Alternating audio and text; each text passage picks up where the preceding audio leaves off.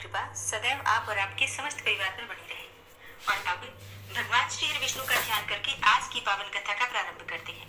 ब्राह्मण ने कहा, हे प्रभु, यदि आपकी मुझ पर कृपा हो तो अब तुलाधार के चरित्र और अनुपम प्रभाव का पूरा पूरा वर्णन कीजिए।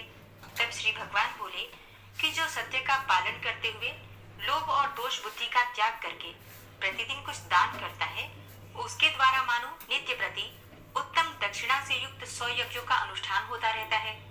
सत्य से सूर्य का उदय होता है, सत्य से ही वायु चलती रहती है और सत्य के ही प्रभाव से समुद्र अपनी मर्यादा का उल्लंघन नहीं करता और भगवान कच्छप इस पृथ्वी को अपनी पीठ पर धारण किए रहते हैं। सत्य से ही तीनों लोक और समस्त पर्वत टिके हुए हैं। जो सत्य से भ्रष्ट हो जाता है उस प्राणी को निश्चय ही नरक में निवास करना पड़ता है। जो सत्य वाणी और सत्य कार्य में सदा संलग्न रहता है वह इसी शरीर से भगवान के धाम में जाकर भगवत स्वरूप हो जाता है। सत्य से ही समस्त ऋषि मुनि मुझे प्राप्त होकर शाश्वत गति में स्थित हुए हैं। सत्य से ही राजा युधिष्ठिर सशरीर स्वर्ग में चले गए। उन्होंने समस्त शत्रुओं को जीतकर धर्म के अनुसार लोक का पालन किया। अत्यंत दुर्लभ एवं विशुद्ध राजसूय यज्ञ का अनुष्ठान किया। वे प्रतिदिन 84,000 ब्राह्मणों को भोजन कराते और उनकी इच्छा के अनुसार पर्याप्त धन दान करते थे। जब यह जान लेते कि इनमें से प्रत्येक ब्राह्मण की दरिद्रता दूर हो चुकी है, तभी उस ब्राह्मण समुदाय को विदा करते थे। यह सब उनके सत्य का ही प्रभाव था। राजा हरिश्चंद्र सत्य का आश्रय लेने से ही वाहन, परिवार तथा अपने विशुद्ध शरीर के साथ सत्य लोक में प्रतिष्ठित हैं। इनके सिवा और भी बहुत से राजा, सिद्ध, महर्षि, ज्ञानी और यज्ञकर्ता हो चुके हैं जो कभी भी सत्य से विचलित नहीं हुए। अतः लोक में जो सत्य परायण है वही संसार का उद्धार करने में समर्थ होता है। महात्मा तुलाधार सत्य भाषण में स्थित है। सत्य बोलने के कारण ही इस जगत में उनकी समानता करने वाला दूसरा कोई नहीं है। ये तुलाधार कभी झूठ नहीं बोलते। महंगी और सस्ती सब प्रकार की वस्तुओं के खरीदने और बेचने में ये बड़े बुद्धिमान हैं। विशेषतः साक्षी का सत्य वचन ही उत्तम माना गया है।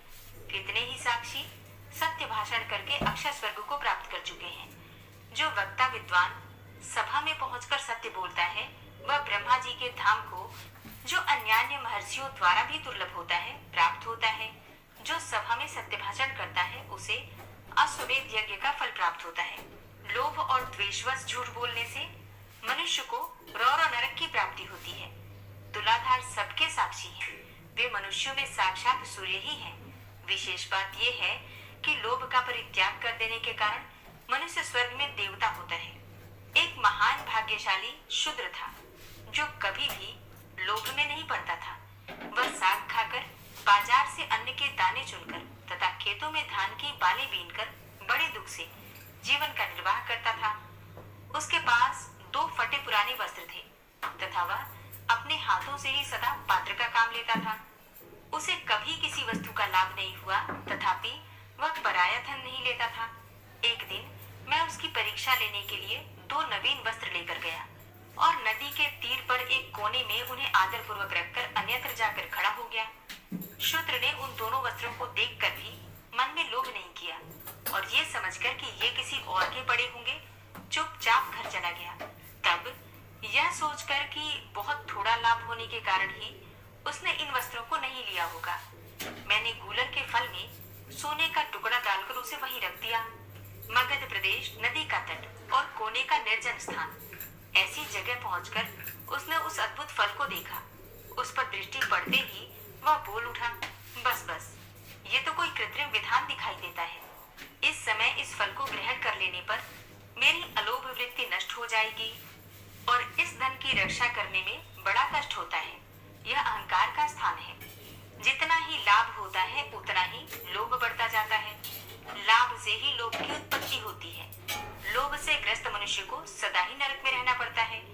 यदि यह गुणहीन द्रव्य मेरे घर में रहेगा तो मेरी स्त्री और पुत्रों को उन्माद हो जाएगा। उन्माद काम जनित विकार है। उससे बुद्धि में भ्रम हो जाता है और भ्रम से मोह और अहंकार की उत्पत्ति होती है। उनसे क्रोध और लोभ का प्रादुर्भाव होता है और इन सब की अधिकता होने पर तपस्या का नाश हो जाएगा। तपस्या का क्षय हो जाने पर चित्त को मोह में डालने वाला मालिन्य पैदा होगा। उस मलिनता रूप सांकल में बंध जाने पर मनुष्य फिर ऊपर नहीं उठ सकता। यह विचार कर वह शूद्र उस फल को वहीं छोड़कर घर चला गया। उस समय स्वर्गस्थ देवता प्रसन्नता के साथ साधु साधु कहकर उसकी प्रशंसा करने लगे। तब मैं एक छपड़ का रूप धारण करके उसके घर के पास गया और लोगों को उनके भाग्य की बातें बताने लगा। विशेषतः भूतकाल की बात बताया करता था। फिर लोगों के बारंबार आने जाने से यह समाचार सबूर फैल गया। यह सुनकर उस शूद्र की स्त्री भी मेरे पास आई और अपने भाग्य का कारण पूछने लगी। तब मैंने तुरंत ही उसके मन की बात बता दी और एकांत में स्थित होकर कहा, हे महाभागे, विधाता ने आज तेरे लिए बहुत सा धन दिया था, किंतु तेरे पति ने मूर्ख की भांति उसका परित्याग कर दिया है। तेरे घर में धन का बिल्कुल अभाव है।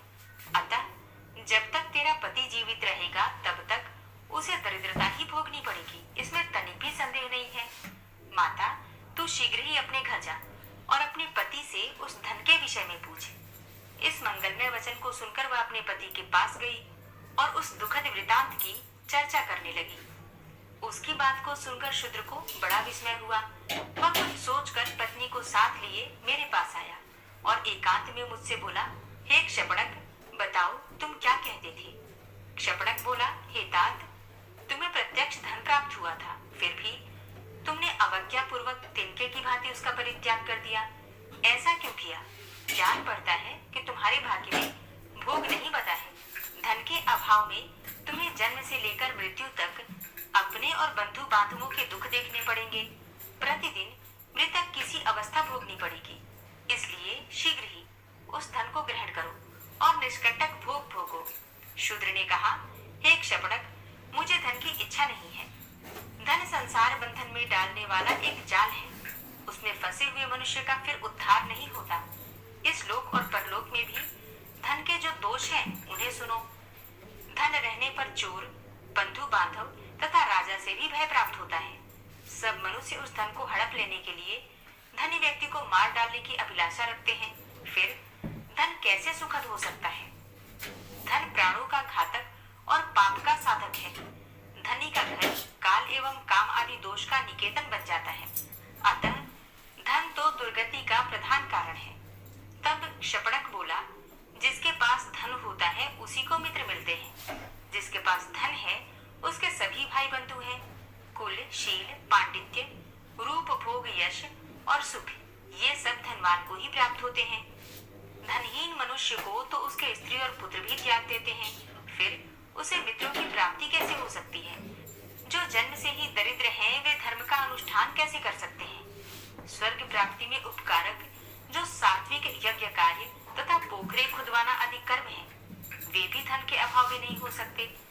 दान संसार के लिए स्वर्ग की सीढ़ी है, किंतु निर्धन व्यक्ति के द्वारा उसकी भी सिद्धि होनी असंभव है। व्रत आदि का पालन, धर्मोपदेश आदि का श्रवण, पितृयज्ञ आदि का अनुष्ठान तथा तीर्थ सेवन, ये शुभ कर्म धनहीन मनुष्य के किए नहीं हो सकते। रोगों का निवारण, पथ्य का सेवन, औषधों का संग्रह, अपने शरीर की रक्षा तथा शत्रुओं पर विजय आदि कार्य भी धन से ही सिद्ध होते हैं। इसलिए जिसके पास बहुत धन हो उसी को इच्छानुसार भोग प्राप्त हो सकते हैं। धन रहने पर तुम दान से ही शीघ्र स्वर्ग की प्राप्ति कर सकते हो। शूद्र ने कहा, कामनाओं का त्याग करने से ही समस्त व्रतों का पालन हो जाता है। क्रोध छोड़ देने से तीर्थों का सेवन हो जाता है। दया ही जप के समान है। संतोष ही शुद्ध धन है। अहिंसा ही सबसे बड़ी सिद्धि है। शीलोच्च वृत्ति ही उत्तम जीविका है। साग का भोजन ही अमृत के समान है। उपवास ही उत्तम तपस्या है। संतोष ही मेरे लिए बहुत बड़ा भोग है। कौड़ी का दान ही मुझ जैसे व्यक्ति के लिए महादान है। पराई स्त्रियां माता और पराया धन मिट्टी के ढेले के समान है। पर स्त्री सर्पिणी के समान भयंकर है। यही सब मेरा यज्ञ है। हे गुणनिधे, इसी कारण मैं उस धन को नहीं ग्रहण करता। यह मैं सच सच बता रहा हूँ। कीचड़ लगाकर धोने की अपेक्षा दूर से उसका स्पर्श न करना ही अच्छा है। श्री भगवान कहते हैं, हे नरश्रेष्ठ, उस शूद्र के इतना कहते ही संपूर्ण देवता उसके शरीर और मस्तक पर फूलों की वर्षा करने लगे। देवताओं के नगारे बज उठे। गंधर्वों का गान होने लगा। तुरंत ही आकाश से विमान उतर आया। देवताओं ने कहा, हे धर्मात्मन, इस विमान पर बैठो और सत्यलोक में चलकर दिव्य भोगों का उपभोग करो। तुम्हारे उपभोग काल का कोई परिमाण नहीं है। अनंत काल तक तुम्हें पुण्यों का फल भोगना है। देवगणों के यूं कहने पर शूद्र बोला, इस क्षपणक को ऐसा ज्ञान, ऐसी चेष्टा और इस प्रकार भाषण की शक्ति कैसे प्राप्त हुई है? इसके रूप में भगवान विष्णु, शिव, ब्रह्मा, शुक्र अथवा बृहस्पति, इनमें से तो कोई नहीं है। अथवा मुझे छलने के लिए साक्षात धर्म ही तो यहाँ नहीं आए हैं। शूद्र के ऐसे वचन सुनकर क्षपणक के रूप में उपस्थित हुआ मैं हंसकर बोला, हे महामुने, मैं साक्षात विष्णु हूँ। तुम्हारे धर्म को जानने के लिए मैं यहाँ आया था। अब तुम अपने परिवार सहित विमान पर बैठकर स्वर्ग को जाओ। तदनंतर वह शूद्र दिव्य आभूषण और दिव्य वस्त्रों से सुशोभित होकर सहसा ही परिवार सहित स्वर्गलोक को चला गया। इस प्रकार उस शूद्र परिवार के सब लोग लोभ त्याग देने के कारण स्वर्ग सिधारे बुद्धिमान तुलाधार धर्मात्मा हैं। वे सत्य धर्म में प्रतिष्ठित हैं, इसलिए देशांतर में होने वाली बातें भी उन्हें ज्ञात हो जाती हैं। तुलाधार के समान प्रतिष्ठित व्यक्ति देवलोक में भी नहीं है। जो मनुष्य सब धर्मों में प्रतिष्ठित होकर इस पवित्र उपाख्यान का श्रवण करता है, उसके जन्म जन्म के पाप तत्काल ही नष्ट हो जाते हैं। एक बार के पाठ से उसे सब यज्ञों का फल मिल जाता है। वह इस लोक में श्रेष्ठ और देवताओं का भी पूज्य होता है। व्यास जी कहते हैं कि तदनंतर मूक, चांडाल आदि सभी धर्मात्मा परम धाम जाने की इच्छा से भगवान के पास आए। उनके साथ उनकी स्त्रियां तथा अन्यान्य परिकर भी थे। इतना ही नहीं, उनके घर के आसपास जो छिपकलियां तथा नाना प्रकार के कीड़े मकोड़े आदि भी थे, वे भी देव स्वरूप होकर उनके पीछे पीछे जाने को उपस्थित थे। उस समय देवता, सिद्ध और महर्षिगण धन्य धन्य के नारे लगाते हुए फूलों की वर्षा करने लगे। विमानों और वनों में देवताओं के नगारे बजने लगे। वे सब महात्मा अपने अपने विमान पर आरूढ़ होकर विष्णु धाम को पधारे। ब्राह्मण नरोत्तम ने यह अद्भुत दृश्य देखकर श्री जनार्दन से कहा, हे देवेश, हे मधुसूदन, मुझे कोई उपदेश दीजिए। श्री भगवान बोले, हे तात, तुम्हारे माता पिता का चित्त शोक से व्याकुल हो रहा है। उनके पास जाओ। उनकी यत्न पूर्वक आराधना करके तुम शीघ्र ही मेरे धाम में जाओगे। माता पिता के समान देवता देवलोक में भी नहीं है। उन्होंने शैशव काल में तुम्हारे घिनौने शरीर का सदा पालन किया है, उसका पोषण करके बढ़ाया है। तुम अज्ञान और दोष से युक्त थे। माता पिता ने तुम्हें सज्ञान बनाया है। चराचर प्राणियों सहित समस्त त्रिलोकी में भी उनके समान पूज्य कोई नहीं है। व्यास जी कहते हैं कि तदनंतर देवगण, मूक, चांडाल, पतिव्रता शुभा, तुलाधार वैश्य, सज्जना द्रोहक और वैष्णव संत, इन पांचों महात्माओं को साथ लेकर प्रसन्नता पूर्वक भगवान की स्तुति करते हुए वैकुंठ धाम में पधारे। वे सभी अच्युत स्वरूप होकर संपूर्ण लोगों के ऊपर स्थित हुए। नरोत्तम ब्राह्मण ने भी यत्न पूर्वक माता पिता की आराधना करके थोड़े काल में ही कुटुंब सहित भगवत धाम को प्राप्त किया। हे शिष्यगण, यह 5 महात्माओं का पवित्र उपाख्यान मैंने तुम्हें सुनाया है। जो इसका पाठ अथवा श्रवण करेगा, उसकी कभी दुर्गति नहीं होगी। वह ब्रह्म हत्यादि पापों से कभी लिप्त नहीं हो सकता। मनुष्य करोड़ों गोदान करने से जिस फल को प्राप्त करता है, पुष्कर तीर्थ और गंगा आदि नदियों में स्नान करने से उसे जिस फल की प्राप्ति होती है, वही फल एक बार इस उपाख्यान को सुनने मात्र से मिल जाता है। ब्राह्मणों ने कहा, हे मुनिश्रेष्ठ, यदि हम लोगों पर आपका अनुग्रह हो तो उन श्रेष्ठ कर्मों का वर्णन कीजिए जिनसे संसार में कीर्ति और धर्म की प्राप्ति होती है। तब व्यास जी ने कहा कि जिसके खुदवाए हुए पोखरे में अथवा वन में गौएं 1 मास या फिर 7 दिनों तक तृप्त रहती है, वह पवित्र होकर संपूर्ण देवताओं द्वारा पूजित होता है। विशेषतः प्रतिष्ठा के द्वारा पवित्र हुई पोखरी के जल का दान करने से जो फल होता है, वह सब सुनो। पोखरे में जब मेघ वर्षा करता है, उस समय जल के जितने छींटे उछलते हैं, उतने ही हजारों वर्षों तक पोखरा बनवाने वाला मनुष्य स्वर्गलोक का सुख भोगता है। जल से खेती पकती है, जिससे कि मनुष्य को प्रसन्नता होती है। जल के बिना प्राणों का धारण करना असंभव है। पितरों का तर्पण, शौच, सुंदर रूप और दुर्गंध का नाश, ये सब जल पर ही निर्भर है। इस जगत में संग्रह किए हुए संपूर्ण बीजों का आधार जल ही है। कपड़े धोना और बर्तनों को मांज धोकर चमकीला बनाना, ये भी जल के ही अधीन है। इसलिए प्रत्येक कार्य में जल को ही पवित्र माना गया है। अतः सब प्रकार से प्रयत्न करके सारा बल और सारा धन लगाकर बावली, कुआं तथा पोखरा बनवाने चाहिए।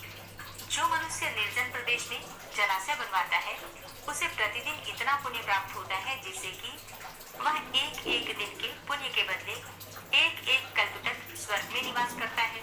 जो पुरुष प्रतिदिन दूसरों के उपकार के लिए 4 हाथ कुआं खोदता है वह एक एक वर्ष के पुण्य का एक एक कल्प तक स्वर्ग में रहकर उपभोग करता है।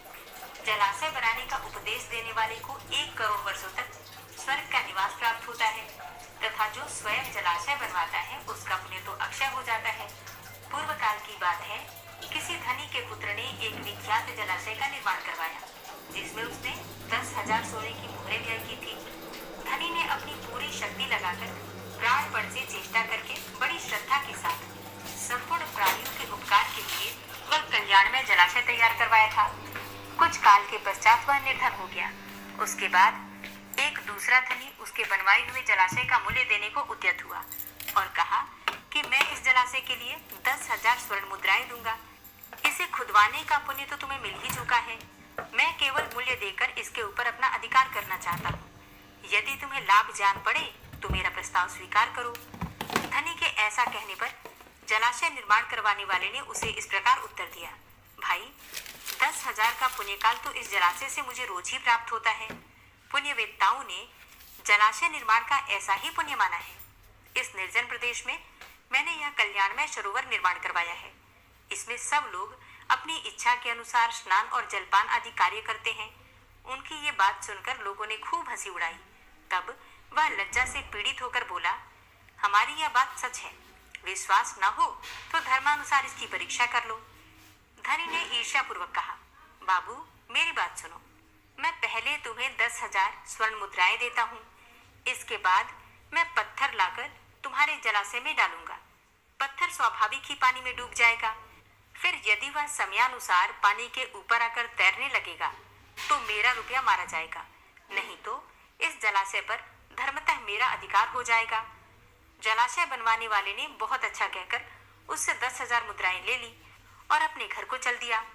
अब धनी ने कई गवाह बुलाकर उनके सामने इस महान जलाशय में पत्थर गिरवाया। उसके इस कार्य को मनुष्यों, देवताओं और असुरों ने भी देखा। तब धर्म के साक्षी ने धर्मतुला पर 10,000 स्वर्ण मुद्राएं और जलाशय के जल को तोला, किंतु वे मुद्राएं जलाशय से होने वाले एक दिन के जलदान की भी तुलना न कर सकी। अपने धन को व्यर्थ जाते देखकर धनी के हृदय को बड़ा दुख हुआ। दूसरे दिन वह पत्थर भी द्वीप की भांति जल के ऊपर तैरने लगा। यह देखकर लोगों में बड़ा कोलाहल मचा। अब इस अद्भुत घटना की बात सुनकर धनी और जलाशय का स्वामी दोनों ही प्रसन्नतापूर्वक वहां आए। पत्थर को उस अवस्था में देखकर धनी ने अपनी 10,000 मुद्राएं उसी की मान ली। तत्पश्चात जलाशय के स्वामी ने ही वह पत्थर उठाकर दूर फेंक दिया। श्री व्यास जी आगे कहते हैं कि नष्ट होते हुए जलाशय को पुनः खुदवाकर उसका उद्धार करने से जो पुण्य प्राप्त होता है उसके द्वारा मनुष्य स्वर्ग में निवास करता है तथा प्रत्येक जन्म में वह शांत और सुखी होता है। अपने गोत्र के मनुष्य, माता के कुटुंबी, राजा, सगे संबंधी, मित्र और उपकारी पुरुषों के खुदवाए हुए जलाशय का जीर्णोद्धार करवाने वाले को अक्षय फल की प्राप्ति होती है। तपस्वियों, अनाथों और विशेषतः ब्राह्मणों के लिए जलाशय खुदवाने से भी मनुष्य अक्षय स्वर्ग का सुख भोगता है। इसलिए हे ब्राह्मणों, जो अपनी शक्ति के अनुसार जलाशय आदि का निर्माण करवाता है वह सब प्रकार के पापों के क्षय हो जाने से अक्षय पुण्य तथा मोक्ष को प्राप्त करता है। जो धार्मिक मनुष्य लोक में इस महान धर्ममय उपाख्यान को सुनता है और सुनाता है उसे सब प्रकार के जलाशय दान करने का फल प्राप्त होता है। सूर्य ग्रहण के समय गंगा जी के उत्तम तट पर 1 करोड़ गोदान करने का जो फल प्राप्त होता है वही इस प्रसंग को सुनने से मनुष्य को प्राप्त हो जाता है। तदनंतर व्यास जी कहते हैं कि अब मैं संपूर्ण वृक्षों के लगाने का अलग अलग फल कहूंगा। ध्यान पूर्वक सुनिए। जो जलाशय के तट पर चारों ओर पवित्र वृक्षों को लगाता है उसके पुण्य फल का वर्णन नहीं किया जा सकता। अन्य स्थानों में वृक्ष लगाने से जो फल प्राप्त होता है जल के समीप लगाने पर उसकी अपेक्षा करोड़ों गुना अधिक फल प्राप्त होता है। अपने बनवाए हुए पोखरे के किनारे वृक्ष लगाने वाला मनुष्य अनंत फल का भागी होता है। जलाशय के समीप पीपल का वृक्ष लगाकर मनुष्य जिस फल को प्राप्त करता है वह सैकड़ों यज्ञों से भी नहीं मिल सकता। प्रत्येक पर्व के दिन जो उसके पत्ते जल में गिरते हैं वे पिंड के समान होकर पितरों को अक्षय तृप्ति प्रदान करते हैं तथा उस वृक्ष पर रहने वाले पक्षी अपनी इच्छा के अनुसार जो फल खाते हैं उसका ब्राह्मण भोजन के समान अक्षय फल प्राप्त होता है। गर्मी समय में गौ, देवता और ब्राह्मण जिस पीपल की छाया में बैठते हैं उसे लगाने वाले मनुष्य के पितरों को अक्षय स्वर्ग की प्राप्ति होती है। अतः सब प्रकार से प्रयत्न करके पीपल का वृक्ष अवश्य लगाना चाहिए। एक वृक्ष लगा देने पर भी मनुष्य स्वर्ग से भ्रष्ट नहीं होता। रसों के क्रय विक्रय के लिए नियत रमणीय स्थान पर, मार्ग में और जलाशय के किनारे जो वृक्ष लगाता है वह मनोरम स्वर्ग को प्राप्त होता है। हे ब्राह्मणों, पीपल के वृक्ष की पूजा करने से जो फल प्राप्त होता है उसे बतलाता हूँ, तुम ध्यान पूर्वक सुनो। जो मनुष्य स्नान करके पीपल के वृक्ष का स्पर्श करता है वह सब प्रकार के पापों से मुक्त हो जाता है। जो बिना नहाए पीपल का स्पर्श करता है उसे स्नान जन्य फल की प्राप्ति हो जाती है। अश्वत्थ के दर्शन से पापों का नाश हो जाता है और स्पर्श से लक्ष्मी की प्राप्ति होती है। उसकी प्रदक्षिणा करने से आयु बढ़ती है, मतलब परिक्रमा करने से, पीपल की परिक्रमा करने से आयु में वृद्धि होती है। अश्वत्थ को हविष्य, दूध, नैवेद्य, फूल, धूप और दीपक अर्पण करने से मनुष्य स्वर्ग से भ्रष्ट नहीं होता, अर्थात स्वर्ग की उसे प्राप्ति होती है। पीपल की जड़ के पास बैठकर जप करना, होम करना, स्तोत्र पाठ करना और यंत्र मंत्र आदि के द्वारा अनुष्ठान करना, इन सब का फल करोड़ गुना होता है। जिसकी जड़ में श्री विष्णु, तने में भगवान शंकर तथा अग्रभाग में साक्षात ब्रह्मा जी स्थित हैं, उसे संसार में कौन नहीं पूजेगा। सोमवती अमावस्या को मौन रहकर स्नान और 1000 गौओं का दान करने से जो फल प्राप्त होता है वही फल अश्वत्थ वृक्ष को प्रणाम करने मात्र से प्राप्त हो जाता है। अश्वत्थ की 7 बार प्रदक्षिणा करने से 10,000 गौओं के और इससे अधिक अनेकों बार परिक्रमा करने पर करोड़ों गौओं के दान करने का फल प्राप्त होता है। अतः पीपल वृक्ष की परिक्रमा सदा ही करनी चाहिए। हे विप्रगण, पीपल के वृक्ष के नीचे जो फल, मूल और जल आदि का दान किया जाता है वह सब अक्षय होकर जन्म जन्मांतरों में प्राप्त होता रहता है। पीपल के समान दूसरा कोई वृक्ष नहीं है। अश्वत्थ वृक्ष के रूप में साक्षात श्रीहरि ही इस भूतल पर विराजमान है। जैसे संसार में ब्राह्मण, गौ तथा देवता पूजनीय होते हैं, उसी प्रकार पीपल का वृक्ष भी अत्यंत पूजनीय माना गया है। पीपल को रोपने, रक्षा करने, छूने तथा पूजने से वह क्रमशः धन, पुत्र, स्वर्ग और मोक्ष प्रदान करता है। जो मनुष्य अश्वत्थ वृक्ष के शरीर में कहीं कुछ चोट पहुंचाता है, उसकी डाली या फिर टहनी काट लेता है, वह एक कल्प तक नरक भोग कर चांडाल आदि की योनि में जन्म ग्रहण करता है। और जो कोई पीपल को जड़ से काट देता है उसका कभी नरक से उद्धार ही नहीं होता। यही नहीं, उसकी पहली कई पीढ़ियां भयंकर रौरव नरक में पड़ती हैं।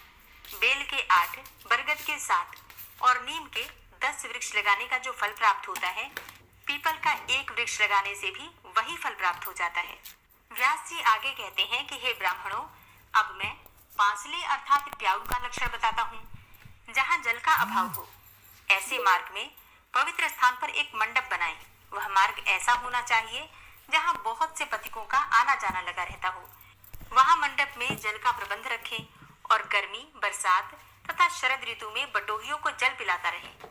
3 वर्षों तक इस प्रकार पसले को अर्थात प्याऊ को चालू रखने से पोखरा खुदवाने का पुण्य प्राप्त हो जाता है। जो जलहीन प्रदेश में ग्रीष्म ऋतु में 1 मास तक पांसला चलाता है अर्थात प्याऊ चलवाता है, वह 1 कल्प तक स्वर्ग में सम्मान पूर्वक निवास करता है। जो पोखरे आदि के फल को पढ़ता है अथवा सुनाता है वह पापों से मुक्त होता है और उसके प्रभाव से उसकी सद्गति हो जाती है। अब ब्रह्मा जी ने सेतु बांधने का जैसा फल बताया है वह भी सुनो। जहाँ का मार्ग दुर्गम हो, दुस्तर कीचड़ भरा हो तथा जो प्रचुर कंटकों से अकीर्ण हो, वहाँ पुल बंधवाकर मनुष्य पवित्र हो जाता है तथा देवत्व को प्राप्त होता है। जो एक बित्ते का भी पुल बंधवा देता है वह 100 दिव्य वर्षों तक स्वर्ग में निवास करता है। अतः जिसने पहले कभी एक बित्ते का भी पुल बंधवाया है वह राजवंश में जन्म ग्रहण करता है और अंत में महान स्वर्ग को प्राप्त होता है। इसी प्रकार जो गोचर भूमि छोड़ता है वह कभी स्वर्ग से नीचे नहीं गिरता। गोचर भूमि अर्थात जहाँ पर गौवें चरती हैं। गोदान करने वाले को जो गति प्राप्त होती है वही उसकी भी होती है। जो मनुष्य यथाशक्ति गोचर भूमि छोड़ता है उसे प्रतिदिन 100 से भी अधिक ब्राह्मणों को भोजन कराने का पुण्य फल प्राप्त होता है। और जो पवित्र वृक्ष और गोचर भूमि का उच्छेद करता है उसकी 21 पीढ़ियां रौरा नरक में पकाई जाती हैं। गांव के गोपाल तक को चाहिए कि गोचर भूमि को नष्ट करने वाले मनुष्य का पता लगाकर उसे दंड दे। जो मनुष्य भगवान श्री विष्णु की प्रतिमा के लिए 3 या फिर 5 खंभों से युक्त शोभा संपन्न और सुंदर कलश से विभूषित मंदिर बनवाता है, अथवा इससे भी बढ़कर जो मिट्टी या फिर पत्थर का देवालय निर्माण करवाता है, उसके खर्च के लिए धन और वृत्ति लगाता है तथा मंदिर में अपने इष्ट देव की विशेषता भगवान श्री विष्णु की प्रतिमा स्थापित करके शास्त्रोक्त विधि से उसकी प्रतिष्ठा करवाता है, वह नर श्रेष्ठ भगवान श्री विष्णु के सायुज्य को प्राप्त होता है। श्री विष्णु या श्री शिव की प्रतिमा बनवाकर उसके साथ अन्य देवताओं की भी मनोहर मूर्ति निर्माण कराने से मनुष्य जिस फल को प्राप्त करता है, वह इस पृथ्वी पर हजारों यज्ञ, दान और व्रत आदि करने से भी नहीं मिलता। अपनी शक्ति के अनुसार श्री शिवलिंग के लिए मंदिर बनवाकर धर्मात्मा पुरुष वही फल प्राप्त करता है जो श्री विष्णु प्रतिमा के लिए मंदिर बनवाने से मिलता है, वह शिव के सायुज्य को प्राप्त करता है। जो मनुष्य अपने घर में श्री भगवान शंकर की सुंदर प्रतिमा स्थापित करता है, वह 1 करोड़ कल्पों तक देवलोक में निवास करता है। जो मनुष्य प्रसन्नता पूर्वक श्री गणेश जी का मंदिर बनवाता है, वह देवलोक में पूजित होता है। उसी प्रकार जो नरश्रेष्ठ भगवान सूर्य का मंदिर बनवाता है, उसे उत्तम फल की प्राप्ति होती है। सूर्य प्रतिमा के लिए पत्थर का मंदिर बनवाकर मनुष्य 100 करोड़ कल्पों तक स्वर्ग भोगता है। जो इष्ट देव के मंदिर में 1 मास तक अहर्निश घी का दीपक जलाता है, मतलब अखंड दीपक प्रज्वलित करता है पूरे 1 महीने तक, वह उत्तम देवताओं से पूजित होकर 10,000 दिव्य वर्षों तक स्वर्गलोक में निवास करता है। तिल के अथवा दूसरे किसी तेल से दीपक जलाने का फल घी की अपेक्षा आधा होता है, अर्थात जो दीपक हम घी से प्रज्वलित करते हैं उसका फल बाकी सभी चीजों से अधिक होता है। 1 मास तक जल चढ़ाने से जो फल मिलता है, उससे मनुष्य ईश्वर भाव को प्राप्त होता है। शीतकाल में देवता को रुईदार कपड़ा चढ़ाकर मनुष्य सब दुखों से मुक्त हो जाता है। देव विग्रह को ढकने के लिए 4 हाथ का सुंदर वस्त्र अर्पण करके मनुष्य कभी स्वर्ग से नहीं गिरता। देव विग्रह अर्थात देवताओं की मूर्ति को अगर हम वस्त्र अर्पित करते हैं, मतलब सुंदर रेशमी वस्त्र अर्पित किए जाते हैं, तो स्वर्ग की प्राप्ति होती है। उन्नति की इच्छा रखने वाले पुरुषों को स्वयंभू शिवलिंगों की पूजा करनी चाहिए। जो विद्वान एक बार भी शिवलिंग की परिक्रमा करता है, वह 100 दिव्य वर्षों तक स्वर्गलोक का सुख भोगता है। इसी प्रकार क्रमशः स्वयंभू शिवलिंग को नमस्कार करके मनुष्य विश्व वंद्य होकर स्वर्गलोक को जाता है, इसलिए प्रतिदिन उन्हें प्रणाम करना चाहिए। जो मनुष्य लिंग स्वरूप भगवान श्री शंकर जी के धन का अपहरण करता है, वह रौरव नरक की यातना भोग कर अंत में कीड़ा होता है। और जो मनुष्य शिवलिंग अथवा भगवान श्री विष्णु की पूजा के लिए मिले हुए दाता के द्रव्य को स्वयं ही हर लेता है, वह अपने कुल की करोड़ों पीढ़ियों के साथ नरक से उद्धार नहीं पाता। जो जल, फूल और धूप दीप आदि के लिए धन लेकर फिर लोभवश उसे उस कार्य में नहीं लगाता, वह अक्षय नरक में पड़ता है। भगवान शिव के अन्नपान का भक्षण करने से मनुष्य की बड़ी दुर्गत होती है। अतः जो ब्राह्मण शिव मंदिर में पूजा की वृत्ति से जीविका चलाता है, उसका कभी नरक से उद्धार नहीं होता।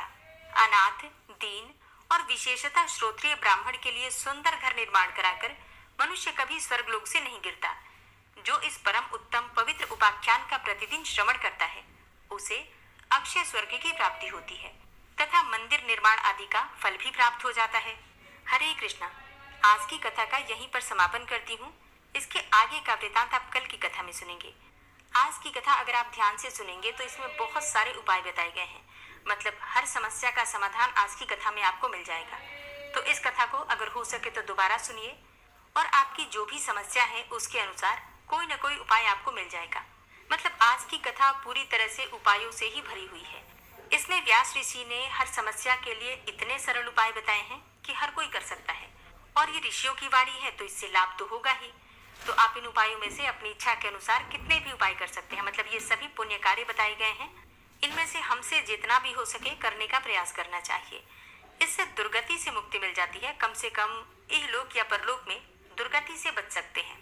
तो अगर आपको पसंद आई हो आज की कथा तो वीडियो को लाइक जरूर किया कीजिए, और अगर संभव हो तो वीडियो को शेयर भी किया कीजिए, और कमेंट बॉक्स में राधे राधे तो जरूर लिखा कीजिए। और अब आप सुनेंगे श्री नारायण कवच, जिसके सुनने मात्र से भगवान श्री हरि विष्णु की असीम कृपा आपको प्राप्त होगी। श्री नारायण कवच। भगवान श्री हरि गरुड़ जी की पीठ पर अपने चरण कमल रखे हुए हैं। अणिमा आदि 8 सिद्धियां उनकी सेवा कर रही हैं और 8 हाथों में शंख, चक्र, ढाल, तलवार, गदा, बाण, धनुष और पाश अर्थात फंदा धारण किए हुए हैं। वे ही ओंकार स्वरूप प्रभु सब प्रकार से, सब ओर से मेरी रक्षा करें। मत्स्य मूर्ति भगवान जल के भीतर जल तंतुओं से और वरुण के पास से मेरी रक्षा करें। माया से ब्रह्मचारी रूप धारण करने वाले वामन भगवान स्थल पर और विश्व रूप श्री त्रिविक्रम भगवान आकाश में मेरी रक्षा करें। जिनके घोर अट्टहास करने पर सब दिशाएं गूंज उठी थी और दैत्य पत्नियों के गर्भ गिर गए थे, वे दैत्य युद्धपतियों के शत्रु भगवान नृसिंह किले, जंगल, रणभूमि आदि विकट स्थानों में मेरी रक्षा करें।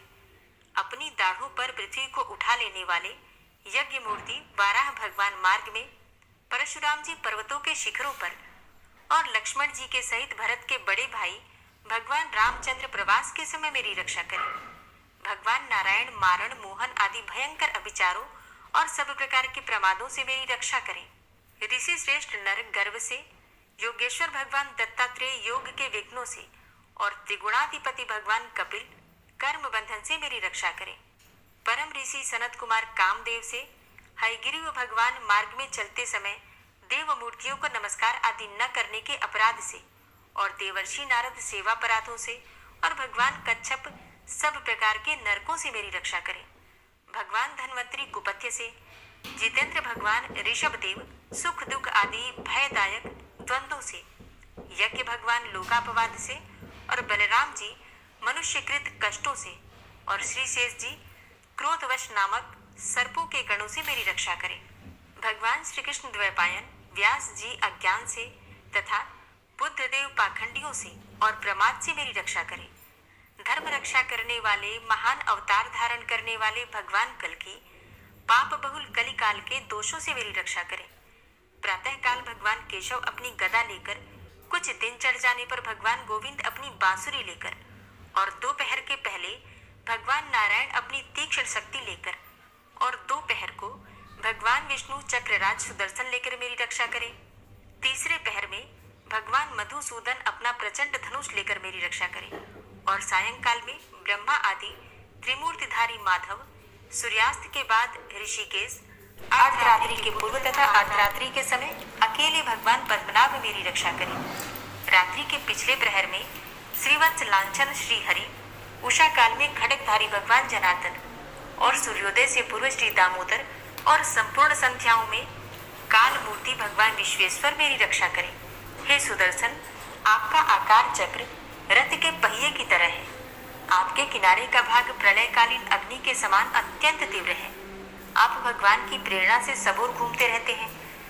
जैसे आग वायु की सहायता से सूखे घास फूस जला डालती है, वैसे ही आप हमारी शत्रु सेना को शीघ्र से जला दीजिए। हे कौमुद की गदा, आपसे छूटने वाली चिंगारियों का स्पर्श वज्र के समान असह्य है। आप भगवान अजित की प्रिया हैं और मैं उनका सेवक हूँ। इसलिए आप कुष्मांड, विनायक, यक्ष, राक्षस, भूत और प्रेत आदि ग्रहों को अभी कुचल डालिए तथा मेरे शत्रुओं को चूर चूर कर दीजिए।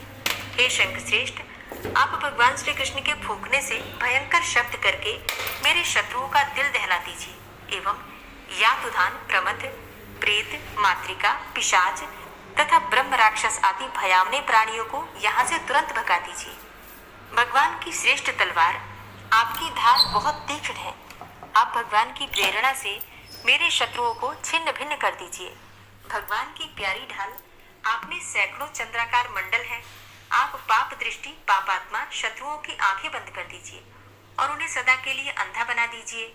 सूर्य आदि ग्रह, धूमकेतु, पुच्छल तारे आदि केतु, दुष्ट मनुष्य, सर्प आदि रेंगने वाले जंतु, दाढ़ों वाले हिंसक पशु, भूत प्रेत आदि तथा पापी प्राणियों से हमें जो भय हो और जो हमारे मंगल के विरोधी हो, वे सभी भगवान के नाम, रूप तथा आयुधों का कीर्तन करने से तत्काल नष्ट हो जाएं। बृहद, रथंतर आदि सामवेदीय स्तोत्रों से जिनकी स्तुति की जाती है, वे वेद मूर्ति भगवान गरुड़ और विश्वक्सेन जी अपने नामोच्चारण के प्रभाव से हमें सब प्रकार की विपत्तियों से बचाएं। श्री हरि के नाम, रूप, वाहन, आयुध तथा श्रेष्ठ पार्षद हमारी बुद्धि, इंद्रिय, मन और प्राणों को सब प्रकार की आपत्तियों से बचाएं। जितना भी कार्य अथवा कारण रूप जगत है वह वास्तव में भगवान ही है।